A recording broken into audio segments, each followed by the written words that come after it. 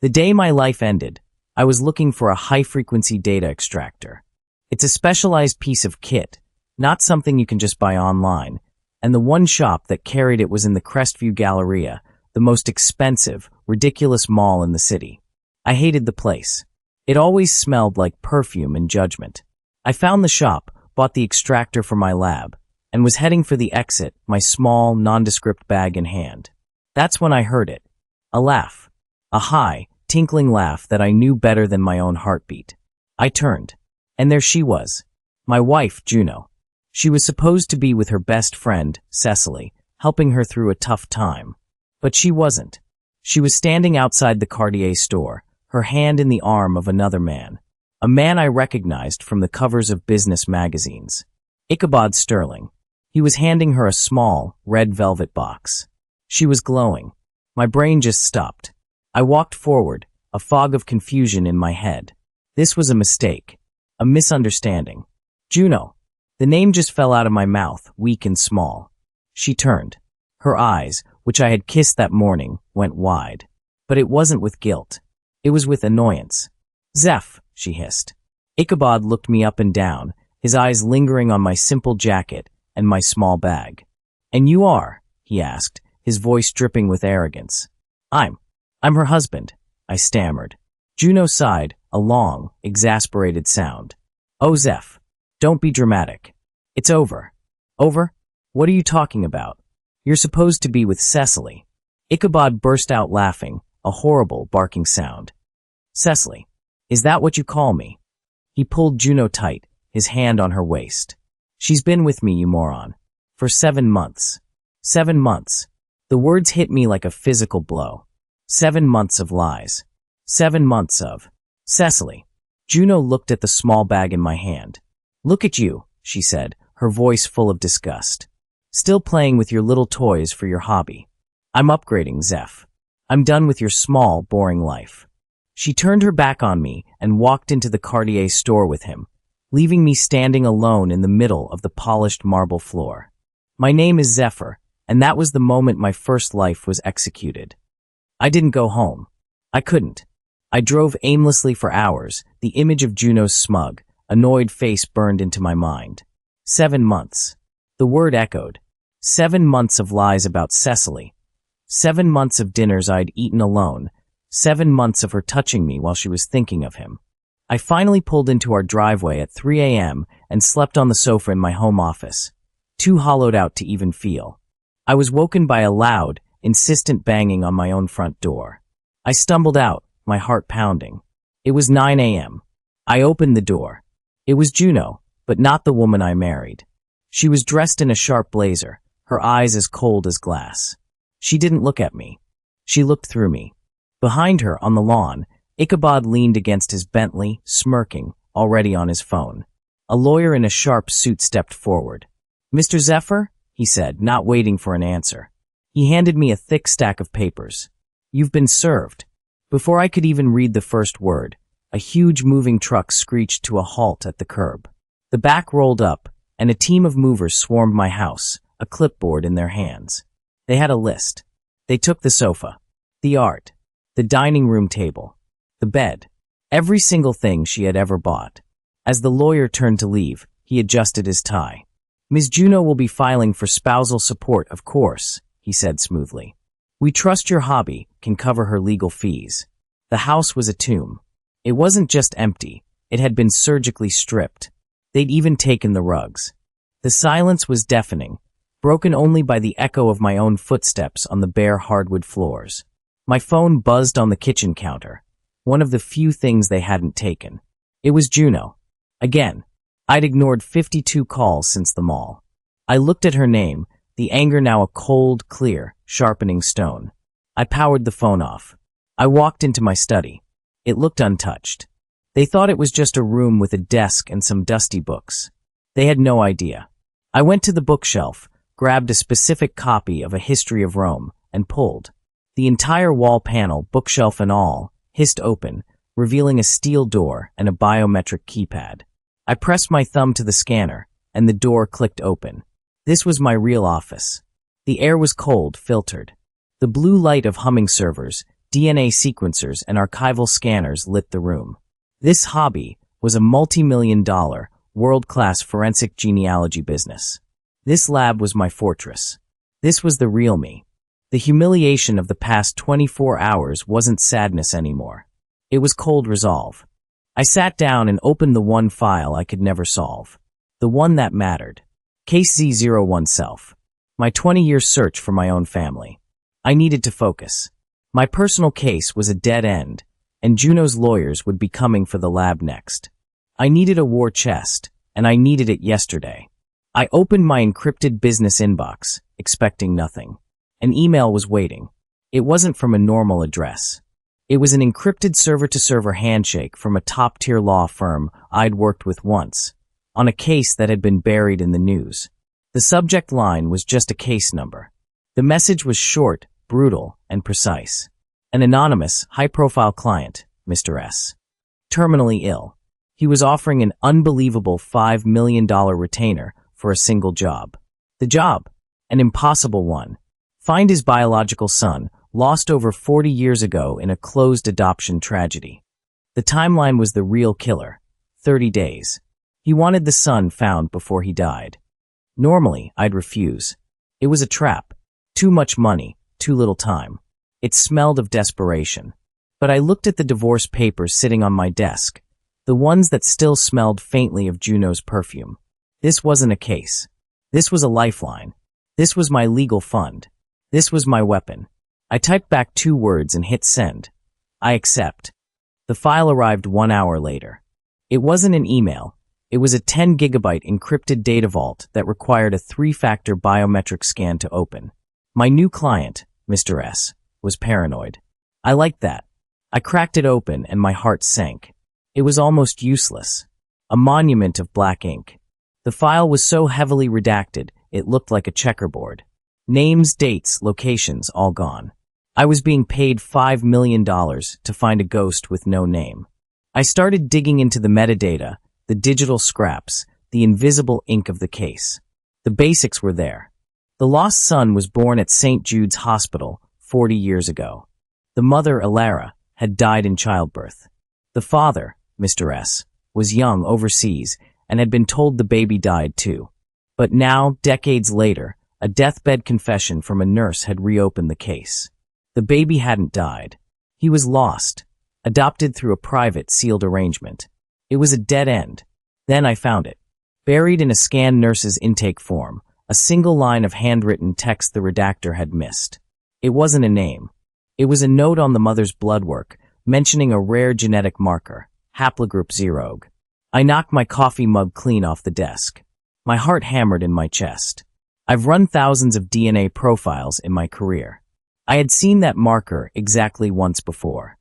I didn't know it at the time, but the moment I hit accept, I had tripped a silent alarm 30 miles away. In his glass-walled penthouse overlooking the city, Ichabod Sterling got an alert on his phone. It wasn't from Juno. It was a high-priority flag from a source inside his father's legal team. Family office just retained a genealogist. Top tier. Discreet. Anonymous client. Ichabod's blood ran cold. He immediately made a call, not on his normal phone, but on an encrypted burner. He's looking, Ichabod said, his voice a high-pitched panic. He's sick and he's looking. The voice on the other end wasn't comforting. It was his real father, Mortimer.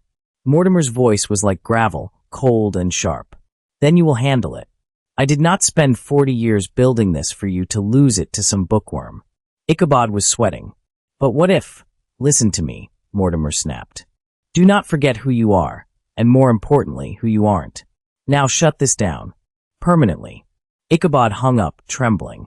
He was a puppet, terrified of his own father, and I was the one pulling the new string.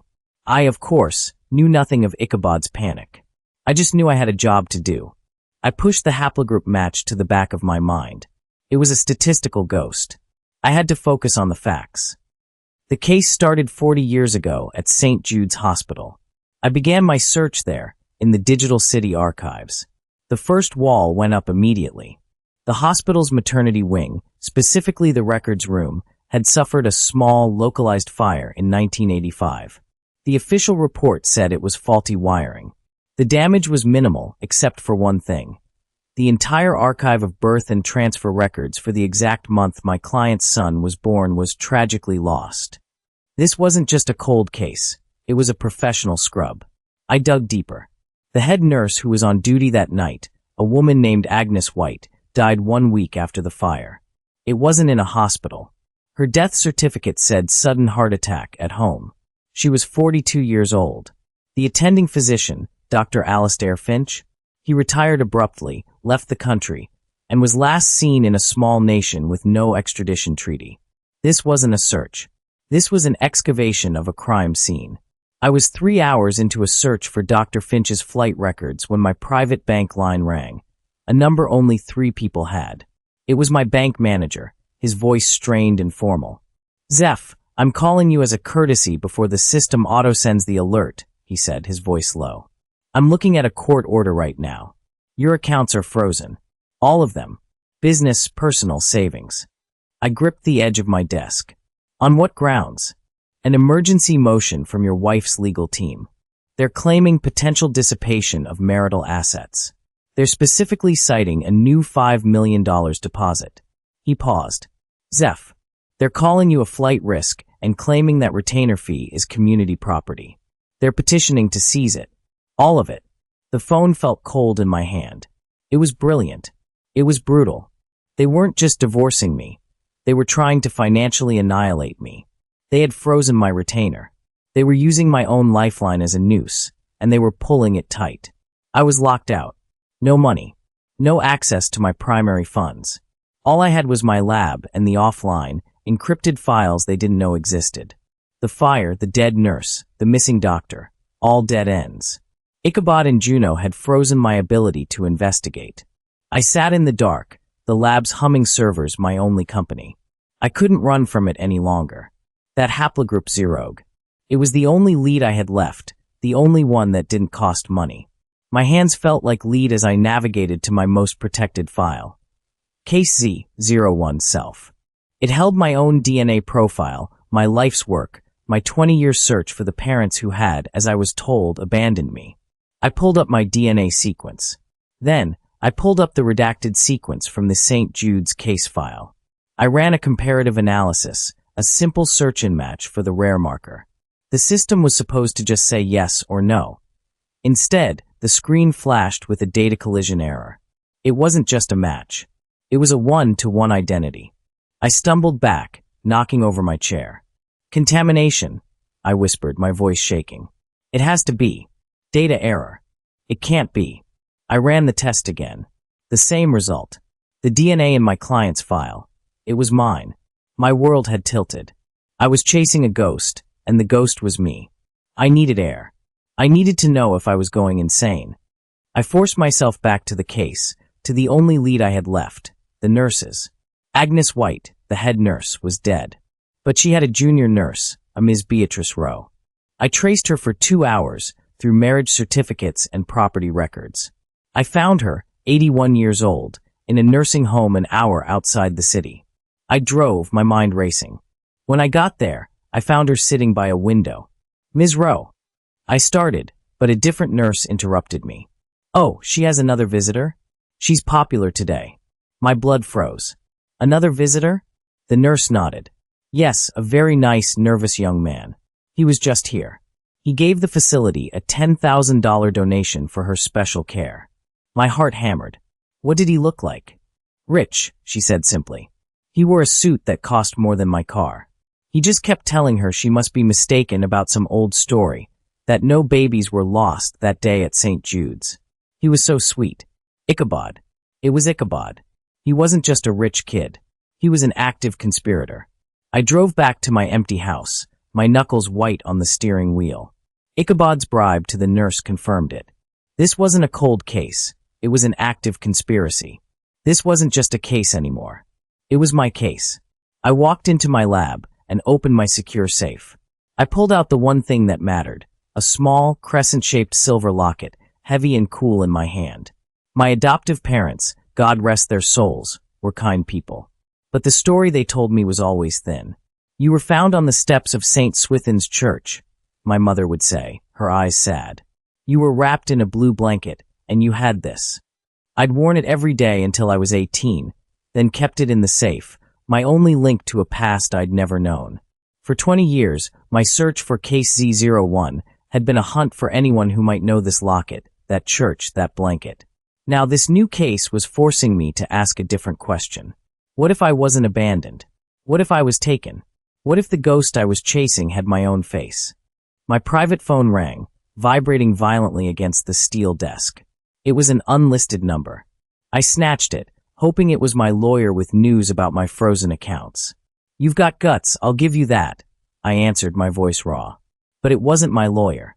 It was the sound of tinkling laughter and clinking glasses. "Zephyr, darling, is that any way to talk?" It was Juno. My stomach twisted. "Ichabod and I just bought our tickets to Paris," she purred, the sound of a champagne cork popping in the background. "First class. A little celebration for our engagement." Engagement. The word was another slap. "Anyway, I just wanted to let you know our lawyers are so excited. They told me you'll be paying for my legal fees and my spousal support, even after they seize your little $5 million. Have fun with your dusty old books." The line clicked dead. The anger that had been a low hum now became a focused, burning rage. She thought this was a game. She thought they had already won. I turned back to my screen, my focus crystal clear. I wasn't just going to win this case. I was going to find out why Ichabod was so terrified. I had been digging into Mr. S, but Juno's call shifted my focus. It was time to dig into Ichabod. I pivoted my entire lab's resources onto him. I had always assumed he was just a rich kid. I was wrong. His adoption, 40 years ago, was not through any state agency. There was no official record, no foster care. It was a private arrangement, brokered by one man, a lawyer named Mortimer. I ran Mortimer's name through my database, and the red flags lit up my screen. Mortimer was a high-stakes fraud artist, a man who built paper companies and made them disappear. He had been disbarred in 3 states, yet he still operated in the shadows. I kept digging, pulling on the thread until the whole knot unraveled. Ichabod wasn't just adopted by Mortimer's client. I found Mortimer's old, sealed divorce records. He had a son born 40 years ago. A son named Ichabod. My blood ran cold. This wasn't an adoption. It was an insertion. Mortimer had planted his own biological son with the unsuspecting billionaire, Ichabod Sterling. The crime was bigger than I could have imagined. If Ichabod was a plant, then the lost son wasn't just lost. He was replaced. I went back to the St. Jude's fire. The official report was thin, blaming faulty wiring. But I wasn't looking at the public report. I used my law enforcement access, the kind you pay 6 figures for, to pull the original, unfiled police report from 1985. The first responding officer's notes told a different story. He didn't find a fire. He found a chemical smell, accelerant residue, and the remains of a timed incendiary device. This wasn't faulty wiring. This was arson. It was a professional hit, designed to do one thing. The fire hadn't tragically destroyed the wing. It had been precisely placed to destroy a single 10-foot by 10-foot space, the records room. And not just the room, but one specific set of filing cabinets, the ones containing all birth and transfer certificates for that specific month. The records hadn't been lost. They had been murdered. Someone did it. Mortimer had systematically erased a baby from existence. I worked late, my mind spinning. Mortimer. Ichabod. The arson. The dead nurse. This was a 40-year conspiracy, and I had just kicked the hornet's nest. The lab was dark, lit only by my 3 monitors. The empty house around me was silent. The only sound was the click of my keyboard. Then, a sound I will never forget, the shatter of glass. A brick smashed through my lab's reinforced window, sending shards flying across the floor. My heart leaped into my throat. I dove from my chair, my hand grabbing the heavy-duty flashlight I kept by my desk. I crept to the broken window, my pulse hammering. No one was there. Just the brick, lying on the floor. There was a note wrapped around it, held by a thick rubber band. I unrolled it, my hands shaking. The message was printed in simple block letters. Stop digging. Some families are better left lost. Your next trip to the mall will be your last. They weren't just trying to freeze my money. They were threatening my life. They knew about them all. The death threat on the brick was real, but it was also a mistake. It was proof. It told me I was no longer chasing a ghost. I was chasing a living, breathing, and dangerous conspiracy. The fear was real, but the anger was colder, sharper. I boarded up the window. I had to go back to the original file, to the client. Mr. S. I went back to the 10-gigabyte vault, looking for anything I'd missed. And I found it. It wasn't in the main files. It was buried in an addendum, a client intake notes file from the lawyer. It was a small note, almost poetic. Client's wife, Ilara, died in childbirth. She had prepared a gift for the baby, which was lost in the transfer. Client is still haunted by it. I almost skipped over it, but the description stopped me cold. A one-of-a-kind, crescent-shaped silver locket. Custom-made. I read the words again. And again. My hand instinctively went to my chest, but it wasn't there. I went to my secure safe, spun the dial, and pulled out the small, heavy object. The locket my adoptive parents told me was my only link to a past I'd never known. It was heavy. It was silver. And it was shaped like a perfect crescent moon. The threat on the brick was real, but the next attack came on paper. I was still holding the locket in my hand, this impossible piece of my past, when a courier banged on the door. It startled me so badly I almost dropped it. It was another legal document. A final summons for the divorce hearing, set for tomorrow morning at 10 a.m. I read the document, and the locket in my hand grew cold. They weren't just asking for the now empty house and spousal support anymore. The new motion was an emergency petition to liquidate my business, the one Juno had called a hobby, and seize all my lab equipment. And there, in black and white, was the demand for 70% of the $5 million retainer. But it was the reason why that stopped my heart. I read the lawyer's words aloud to the empty lab. Mr. Zephyr has no family and no dependents. His assets are therefore entirely marital and subject to division. No family. No dependents. The two words I had spent my entire life searching for, now being used as a legal weapon to strip me of everything. I was an orphan, and she was using that fact to get rich. The no family line was the last insult. The anger gave me a chilling clarity. The hearing was in less than 24 hours. I was out of time. Ichabod and Mortimer had scrubbed the physical world clean. They'd used arson and likely murder to erase a 40-year-old crime. But they were analog criminals. They had missed the digital world. I went back to my research on St. Jude's Hospital. It had been bought by a larger medical conglomerate in 1990, but in 1984, a year before the fire, the hospital had a paranoid IT admin.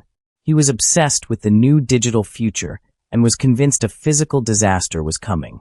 He had initiated a side project, backing up the hospital's most sensitive records, births, adoptions, deaths, onto a high-security digital archive stored off-site. That archive still existed, buried in a server farm in another state. I had found it 2 days ago, but I hadn't been able to open it. The file was encrypted with a 2-key system. It could only be unsealed by a direct court order, or by a direct biometric DNA match from the Sterling bloodline. I sat in my lab, the locket on the desk next to my keyboard. The encryption lock on the file stared at me. A court order was impossible. I had hours, not months. But the other key, a direct DNA match. The haplogroup zerogue match. The locket. The 40-year-old case that just happened to land on my desk. It wasn't a coincidence. It was a summons. My heart was hammering so hard I could feel it in my throat. This was insane. It was a 1 in a billion shot. But it was the only shot I had left. I had the file. I had the lock. And I had the key. The key was me. My hands were shaking, but I was steady. I opened the decryption portal for the Sterling_archive. I navigated to my own case Z01, self-file. I selected my own DNA profile. My identity. My life's work. I uploaded it to the portal. A final prompt appeared on the screen, blinking, as if it knew the insanity of the question. Run DNA verification against encrypted file Sterling_archive. My finger hovered over the mouse. I was just a genealogist. I was just an orphan. But I wasn't. I clicked yes. The screen went black for 3 full seconds. I thought I had broken it, that the system had rejected the file. My heart stopped. Then, 2 words flashed in bright green. Match confirmed. Decrypting file. A single, scanned document filled my monitor. It wasn't a file. It was a birth certificate. The original, from St. Jude's Hospital, dated 40 years ago. My hands went numb. I read the name. Name, Zephyr Sterling. I read the parents' names. Father, Richard Sterling. Mother, Elara Sterling. I wasn't an orphan. I wasn't abandoned. I was a Sterling. I was the lost son. My eyes fell to the bottom of the document. Attached to the birth certificate was a grainy, black and white Polaroid, the kind hospitals used to take. It was a photo of my mother, Elara, pale and weak but smiling, holding a newborn baby. My mother. And there, around her neck, gleaming against the hospital gown, was the crescent-shaped silver locket. It wasn't a gift for the baby. It was hers. I don't know how long I sat there, staring at my mother's face. 10 minutes. An hour. The world had tilted on its axis. I was Zephyr Sterling. I had a father. I had a mother. The brick, the fire, the dead nurse. They hadn't just covered up a missing person. They had covered up the theft of me. My hands were shaking, but not from fear. It was ice. My anger was so cold and so clear, it felt like peace. I looked at the divorce summons for tomorrow. No family. The words mocked me. I picked up my encrypted phone. I didn't call my divorce lawyer. I called the one number on the Mr. S case file, the lawyer. He picked up on the first ring, as if he was waiting. Mr. Black. His voice was sharp. I steadied my own. This is Zephyr, I said, the name feeling new in my mouth. I've solved the case. I found the lost son. There was a pause, but not of surprise. It was a pause of confirmation. We know, Mr. Zephyr, Mr. Black replied, his voice softening just a fraction. Mr. Sterling's car is on its way to you right now. We have a divorce hearing to attend. I walked into the courtroom alone. Mr. Black had told me to go in first, that he and my father would arrive at the precise moment. I was wearing the same simple suit I had worn to the mall. It felt like a lifetime ago. At the plaintiff's table, Juno and Ichabod were a picture of victory. She was wearing a new blood-red dress, and he had his arm draped casually over her chair. They were laughing, whispering to each other, and texting. Ichabod pointed at me and whispered something in Juno's ear, and she giggled, not even bothering to cover her mouth. My own divorce lawyer, a man I'd hired with the last of my liquid funds, looked pale. He knew we were beaten. Juno's lawyer, a shark in a $5,000 suit, stood for his final demand. Your Honor, he said, his voice booming. This is simple. Ms. Juno is entitled to half of all assets and 70% of the $5 million retainer. A fee, I might add, that my client's fiancé could pay from his couch cushions. Mr. Zephyr has no family, no dependents, and no defense. The judge sighed, looking bored. He had his gavel in hand, ready to end this. Mr. Zephyr, he said, not unkindly, your accounts are frozen, your wife has filed for this divorce, and your legal counsel has offered no countermotion. Do you have any reason at all, why I should not grant this motion in full? This was it. The moment. I pushed back my chair and stood up. The courtroom went silent. Even Juno and Ichabod stopped texting, annoyed by the interruption. Yes, Your Honor, I said, my voice clear and strong, echoing in the quiet room. I do. Juno's lawyer scoffed. A reason? What, did you find a long-lost uncle? I looked directly at the judge. The $5 million retainer is not a marital asset, I said. It's a family inheritance. Before Juno's lawyer could object, before the judge could ask what I meant, the heavy oak doors at the back of the courtroom swung open with a bang that made everyone jump. The air was sucked out of the room. Richard Sterling entered, frail and pale, sitting in an advanced, near-silent wheelchair. He was flanked by a medical team and his lawyer, Mr. Black, who pushed a cart loaded with files. Ichabod and Juno froze. Their smirks vanished. Ichabod's face went from arrogant to ashen white in a single second. Father, he sputtered, standing up so fast his chair screeched on the floor. What are you doing here? This is a private matter. Richard Sterling, the man who had been a phantom billionaire to the world, slowly turned his head. He looked at Ichabod, his eyes filled with a coldness that was terrifying. He didn't say a word. He just looked through him. Then, His gaze swept across the room and found me. His eyes, the same color as my own, locked on mine. There was no confusion. There was no anger. There was only recognition. After 40 years of being an orphan, I was looking at my family. Mr. Black stepped forward to the bench, his voice booming in the stunned silence. "Your Honor, I am Mr. Black, counsel for Mr. Richard Sterling. We are here today to stop 40 years of fraud." He placed a stack of files on the judge's bench. First, the DNA verification. He held up the report. Second, the original, unsealed birth certificate for Zephyr Sterling. Ichabod was shaking, his eyes darting to the courtroom doors. "Mr. Sterling hired Mr. Zephyr to find his lost son," Mr. Black continued. "The $5 million was a test, and Mr. Zephyr passed." He turned to me. "The entire Sterling estate, valued at $10 billion, is being transferred, effective today, to Mr. Sterling's only biological son, Mr. Zephyr Sterling." Ichabod finally screamed, a raw, desperate sound. "Father, do something." He was looking past the wheelchair to the back of the courtroom, where a man, Mortimer, was trying to slip out the door. He was met by two plainclothes officers, who calmly put their hands on his shoulders. "Mortimer." "No." Ichabod shrieked, lunging forward, but two bailiffs seized him. "You and your father are under arrest for conspiracy, fraud, and obstruction of justice." At the plaintiff's table, Juno made a small, gasping sound, her eyes rolled back, and she fainted, sliding silently to the floor. The judge, his face a mask of shock, looked at me, at the chaos, then at his gavel. "Divorce granted," he banged it down. "Ms. Juno will receive nothing." I walked past a weeping Juno and a handcuffed Ichabod. I stood before the man in the wheelchair.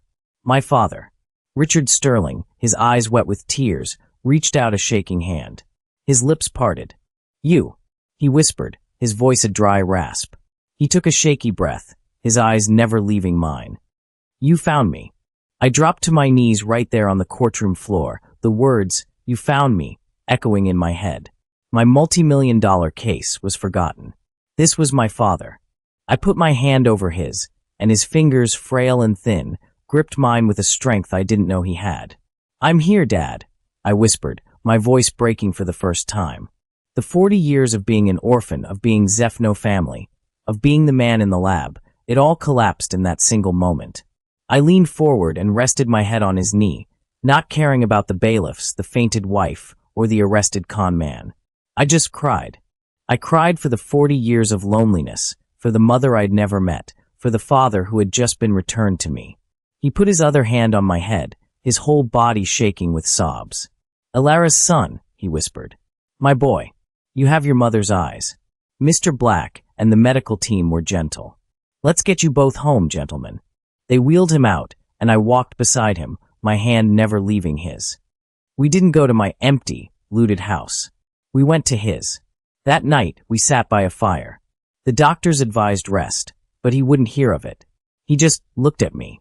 "She would have been so proud," he said, pointing to a portrait of Elara, my mother, above the mantel. She was wearing the locket. "You have her brilliance."